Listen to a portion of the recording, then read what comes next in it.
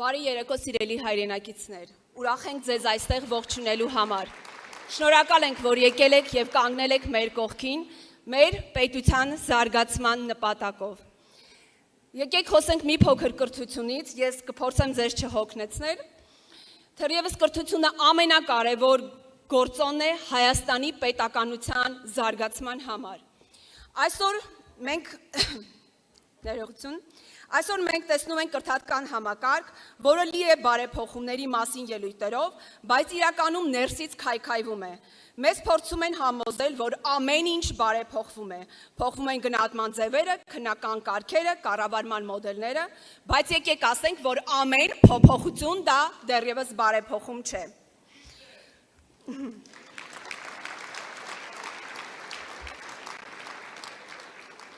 Հանրակրթության արդյունավետ զարգացման, կրթության հասանելիության ընդլայնման եւ որակի բարձրացման այս արտահայտության շղարշի ներքո մեր բոլոր մարզերում, Հայաստանի Հանրապետության բոլոր մարզերում, այդ թվում նաեւ մեր համար կարևոր ռազմավարական նշանակություն ունեցող գյուղերում փակվում են դպրոցներ։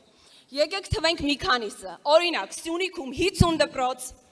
Շիրակում 48 դպրոց, Լոռիում 47 դպրոց եւ այդպես շարունակ։ Վառ օրինակներից մեկը թվեմ։ Վառ օրինակներից է Սյունիքում Դավիթ Բեկի միջնակարգ դպրոցը,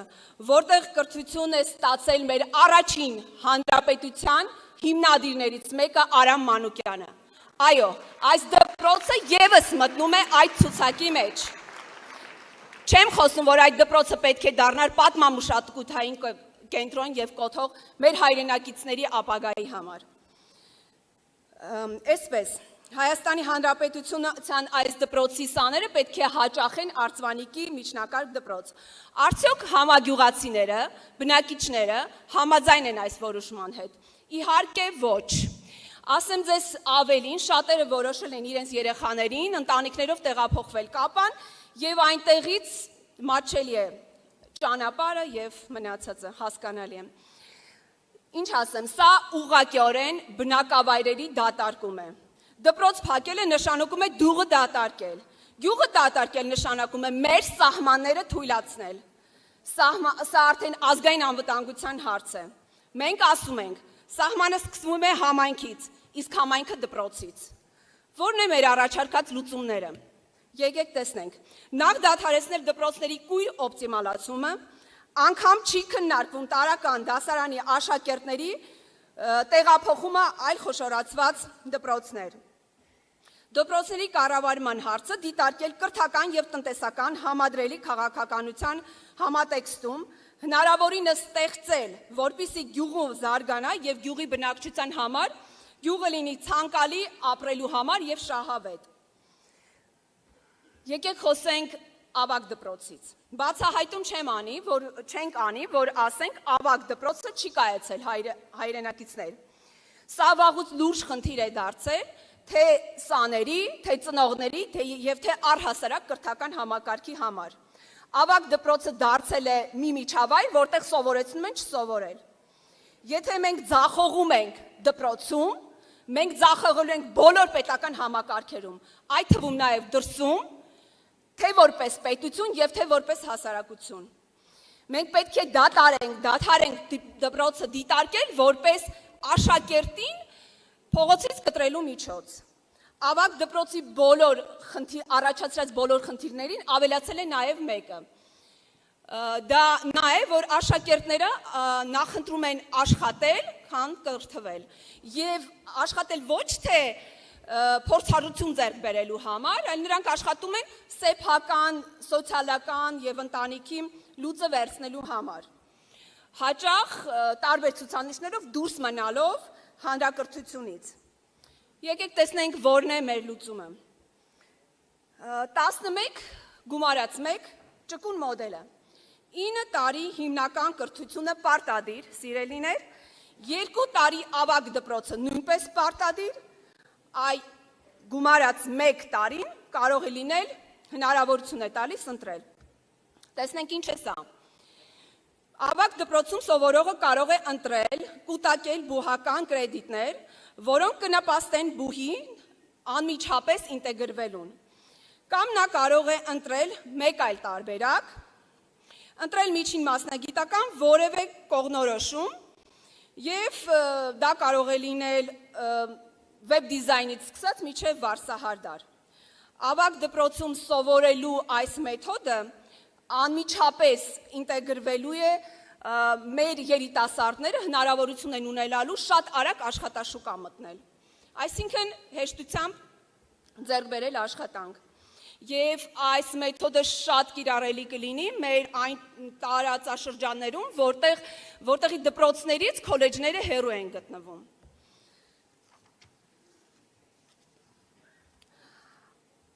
Փորձեցի խոսեմ կարճ, որպեսզի չհոգնեցնել, ճիշտն ասած տեքստը շատ է կրճատեցի ներողություն։ Խոսենք ուսուցիչների մասին։ Եթե ուսուցիչները համայնքում ժամանակին բարոյական եւ իմաստության խորհրդանիշ էին, այսօր նրանք դարձել են սոցիալական եւ հանրային դաշտում խոցելի եւ զրկվել են արժանապատիվ լինելուց։ Այսօր շուրջ 9600 ուսուցիչ անցել է կամավոր ատեստավորումը,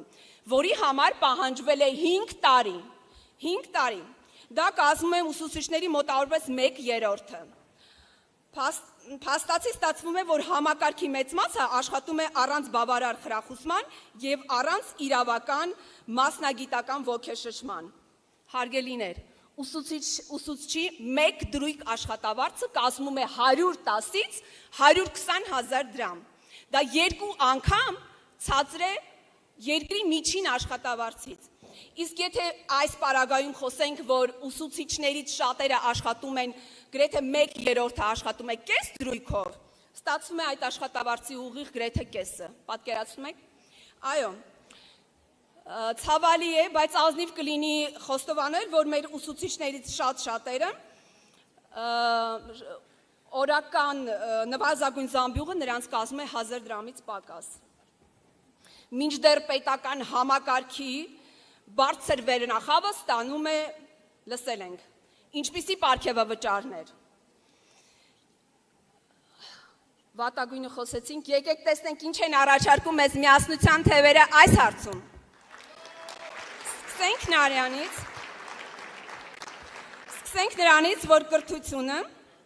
Սկսենք նրանից, որ կրթական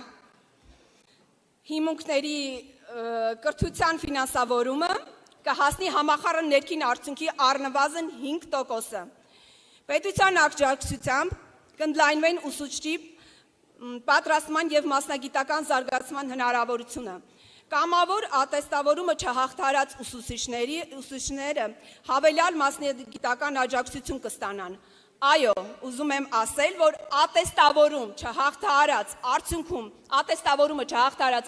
ուսուցիչները եւ ոչ մի ուսուցիչ համակարգից դուրս չի մնալու։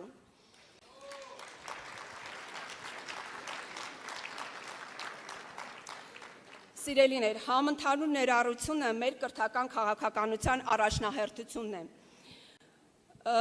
Եվ ոչ մի երեխա սոցիալական եւ բարեհոգեբանական պատճառներով հանրակրթությունից դուրս չի մնալու։ Այսօր մարզերում թափուր հաստիկներ կան եւ այդ հաստիկներից շատերը սահմանամերձ գյուղերում են։ Գյուղական համայնքում աշխատող ուսուցիչների նրանց ունեցած հնարավորություններին պետք է ավելացվեն արտոնյալ կամ 0%-ով եւ հիփոթեկային եւ սպառողական վարկեր, երիտասարդ ուսուցիչների համար մեկնարկել ֆինանսական աջակցություն, 5 տարի եւ ավել աշխատելուց հետո համայնքում տնամերձ հողամասի տրամադրում կամ միանվագ ֆինանսական աջակցություն։ Եվ թերևս ինձ համար սիրելի եւ ընդունելի կետը դա արական սեռի մանկավարժների վերադարձը դպրոց։ Այո, աշակերտները պետք է դպրոցում տեսնեն նաև տղամարդ ուսուցիչ, որպես հեղինակություն եւ օրինակ։ Եվ ուրեմն գյուղական ուսուցիչ ծրագրի վերադարձ։ Պայմանը պարզ է։ Բուհը ավարտելուց հետո երիտասարդ տղաները հնարավորություն կունենան աշխատել սահմանամերձ եւ բարձր լեռնային բնակավայրում գտնվող դպրոցներում։ Պետությունը դրա դիմաց կտրամադրի պարտադիր զինվորական ծառայությունից տարկետման հնարավորություն եւ սոցիալական աջակցում։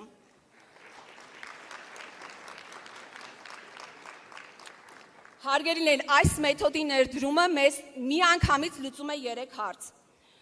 ուսուցիչների պակասի լրացումը, երիտասարդ մանկավարժների կայացում եւ ինձ համար եւ բոլորիս համար ամենակարևոր կետը դա սահմանամերձ համայնքների զարգացում եւ պահպանում։ Խոսենք մի փոքր բուհից եւ ձեզ չձանձրացնենք։ Բուհերը պետք է ունենան իրական ինքնավարություն եւ ակադեմիական ազատություն։ Մարզի երիտասարդները բուհում սովորելու համար ստիպված չեն լինելու հասնել Երևան քաղաք։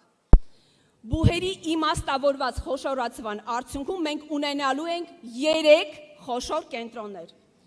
Երևանը որպես ազգային գիտական կառավարման կենտրոն, Հյուսիսում Վայոց ձոր Գյումրի կրթական եւ տեխնոլոգիական կենտրոն,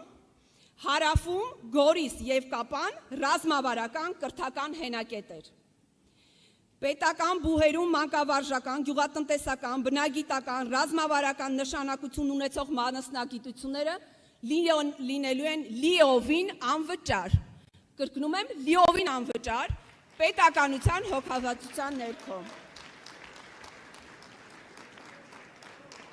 Առավել ուշադրություն կհատկացվի գիտահեն նորարարությանը եւ արհեստական բանականության հիմքերով գիտելիքների կարողությունների ձևավորմանը։ Համալսարանները պետք է դառնան մեր այն կենտրոնները, որ մենք ունեցել ենք, շարժիչ ուժ։ Սիրելի հայրենակիցներ, ցանկանում եմ ասել, եթե մենք այսօր ձախողում ենք կրթությունում, դպրոցում, մենք ձախողելու ենք բոլոր համակարգերում, բոլոր, հավատացեք, այդ թվում դրսում։ Եվ ուրեմն եկեք ձևակերպենք հստակ 3 արտահայտություն։ Մեր դպրոցը դա մեր սահմաններն են, մեր ուսուցիչները մեր հենարանն են, եւ մեր կրթությունը դա մեր ապագան է։